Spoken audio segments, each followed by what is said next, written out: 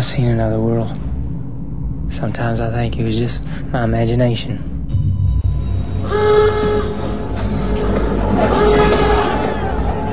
If I go first, I'll wait for you there. On the other side of the dark waters. Why should I be afraid to die? I belong to you. Eh bien bonjour à tous et soyez les bienvenus dans cette nouvelle vidéo d'état critique. Terrence Malick, est-ce que ça vous dit quelque chose? Là je ne m'adresse pas aux cinéphiles, vous je sais que vous connaissez Terrence Malick, mais je pose la question à ceux qui découvrent pour la première fois ce film sans s'être renseignés sur son réalisateur. Terrence Malick est le metteur en scène primé cette année de la Palme d'Or à Cannes pour son film Tree of Life, l'arbre de vie. Et bien aujourd'hui nous allons nous replonger sur un autre de ces films, sorti il y a tout juste 12 ans et demi et qui à l'époque fut un petit événement dans le monde du cinéma. Aujourd'hui au programme donc La Ligne Rouge, sorti en France le 24 février 1999, réalisé par Terrence Malick donc, et dans lequel nous pouvons retrouver un casting exceptionnel parmi lesquels on peut compter, accrochez-vous bien, Sean Penn, Jim Caviezel, Adrien Brody, Ben Chaplin, Nick Nolte, George Clooney, John Cusack, Woody Harrelson, John C. Reilly, Elias Koteas, Miranda Otto, Jared Leto, John Travolta, etc., etc., etc. Et parmi ceux qui ont joué dans le film mais qui n'apparaissent pas dans le Final Cut, on peut également retrouver Lucas Haas, Bill Pullman, Gary Oldman et Mickey Rourke. On va revenir sur cette histoire de Final Cut, mais avant ça, de quoi parle notre film du jour? La Ligne Rouge nous entraîne au cœur de la Seconde Guerre mondiale dans la bataille de Guadalcanal qui s'est tenue en 1942 entre l'armée américaine et les soldats japonais. Le film se focalise sur le destin de soldats qui vont peu à peu perdre un semblant d'eux-mêmes dans le combat sanglant qui fait rage dans la jungle. Il n'y a pas vraiment de personnage principal dans ce long métrage, on va vite comprendre que tous les soldats parlent d'une seule voix. Mais avant de mener une petite analyse sur le film, intéressons-nous à quelques détails de sa conception. La Ligne Rouge est le fruit d'un travail de près de 20 ans mené par un Terrence Malick désireux de rendre un film qui serait une profonde réflexion sur la nature humaine. 20 ans, c'est ce qui sépare la sortie du film Les Moissons du Ciel, son précédent long métrage, de celui-ci. À la fin des années 80, Terrence Malick fut approché par des producteurs pour mettre en scène un long métrage tiré d'un roman de Donald Michael Thomas.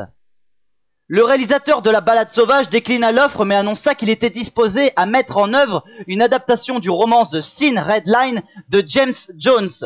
Les producteurs acceptèrent et lui donnèrent 250 000 $ pour leur faire un scénario. Le travail sur ce scénario prit encore 7 ans.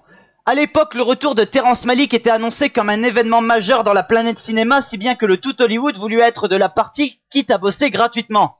Le tournage se déroula de façon unique, Terrence Malick n'hésitant pas à planter son équipe de tournage pendant quelques heures pour aller filmer des plans de coupe dans la jungle.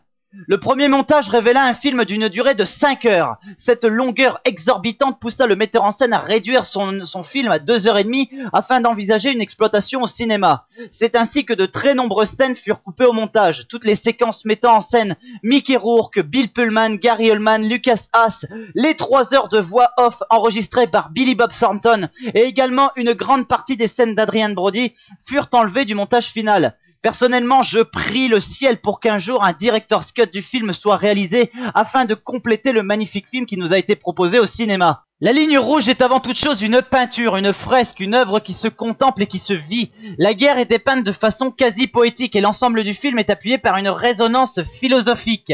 L'erreur à ne pas faire serait de l'assimiler à un film comme Il faut sauver le soldat Ryan ou à d'autres films de guerre qui ne possèdent pas forcément tous un enjeu et qui sont alimentés pour la plupart par des scènes d'action, d'explosion et de violence.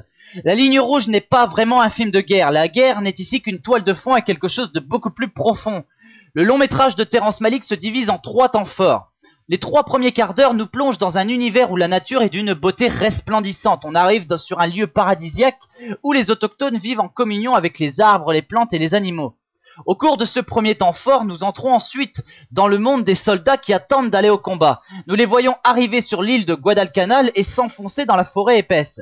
Ce qui frappe dès lors, c'est que jusqu'ici, pas une seule scène de violence, pas une seule scène de guerre, ce qui rompt tout lien avec tout film de guerre, donc qui en général débute par une scène très violente qui donne le ton pour le reste de l'œuvre. Ensuite, on entre dans le deuxième temps fort, qui dure à peu près 1h20, 1h30, qui est la prise de la colline, qui, selon les dires des personnages, marquera le tournant de la bataille, chose qui apparaît avec le recul comme une futilité. Enfin, dans ces derniers 3/4 d'heure, le film part vers une analyse psychologique et philosophique des soldats, des horreurs qu'ils peuvent être amenés à commettre et se focalise notamment sur le personnage joué par Jim Caviezel. Chacune de ces parties du film s'imbrique les unes aux autres pour arriver au final à un rapport complexe entre l'homme et la nature. D'abord, intéressons-nous à la nature. Cinématographiquement parlant, Terrence Malick garnit son film de magnifiques plans contemplatifs de cette nature. Magnifiques de par leurs couleurs, parfois sombres, parfois lumineuses, et leurs sons parfois silencieux, parfois puissants. La nature respire devant la caméra du réalisateur. Les images sont délicates comme des caresses, à la différence par exemple d'un Apocalypse Now où la nature apparaît lourde et humide. La beauté des images de Terrence Malick se confronte à la violence du conflit mené par les hommes.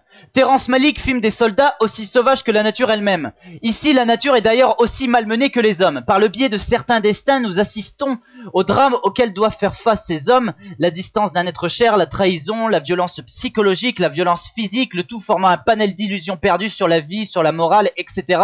Nous voyons des soldats qui vivent dans la désillusion la plus profonde au cœur d'une nature sauvage malmenée certes, mais qui reprendra tout de même ses droits au terme de cette guerre. Car la guerre, aussi violente soit-elle avec la nature, ne pourra jamais briser la beauté de celle-ci. L'homme paiera par contre les torts qu'elle a osé commettre envers elle, en étant exclu de la symbiose qu'elle aurait pu vivre avec elle. À l'image notamment de Jim Caviezel repoussé par les habitants du petit village autochtone vers la fin du film. La Ligne Rouge est un film qui ne triche pas avec des artifices préfabriqués. Terrence Malick filme son long métrage avec sincérité et honnêteté. Comme je l'ai dit, le film est une peinture. Les plans sont filmés par un peintre de l'image qui utilise les bonnes couleurs pour rendre des tableaux d'une incroyable beauté. La musique merveilleuse de Hans Zimmer vient s'imbriquer à cela et appuie le caractère contemplatif et poétique de l'œuvre. Le long métrage de Terrence Malick est une expérience visuelle intense doublée d'une grande profondeur philosophique. Il mène également une critique sous-jacente de notre propre société matérialiste en nous rappelant que nous, hommes et femmes de la société occidentale, qui accordons beaucoup d'importance à des choses futiles, faisons à l'origine partie d'un tout, une totalité qui est menée par la nature. En conclusion, je vous recommande absolument La Ligne Rouge, c'est probablement le film le plus important de la fin du siècle dernier. Terrence Malick a mis en scène un film d'une beauté rare avec un message qui prend aux tripes, loin des super productions hollywoodiennes où ça pète dans tous les sens. La violence n'est pas sanglante ici, la violence se fait à l'intérieur de l'esprit, une violence intérieure beaucoup plus dure, beaucoup plus radicale qu'une balle dans le ventre, car c'est une violence qui blesse l'âme au plus profond d'elle-même. Un film à posséder absolument en vidéo, à ranger entre Apocalypse Now et Full Metal Jacket, également deux chefs-d'œuvre dans le genre. Voilà, sur ces mots, je vous donne rendez-vous pour une prochaine critique, je vous dis bye bye, allez au cinéma et à la prochaine.